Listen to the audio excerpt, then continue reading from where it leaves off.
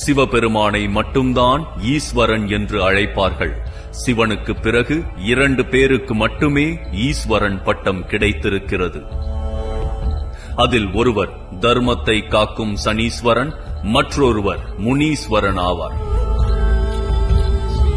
இந்த முனீஸ்வரன் சிவபெருமானின் காவலர்களில் ஒருவராவார். முனீஸ்வரன் கிராமங்களில் அதிகமாக கோவில் கொண்டிருக்கிறார். அவர் கிராமங்களை இரவு நேரங்களில் காத்து துஷ்ட சக்திகளை அடியோடு ஒழித்து கட்டுவார் என நம்பப்படுகிறது.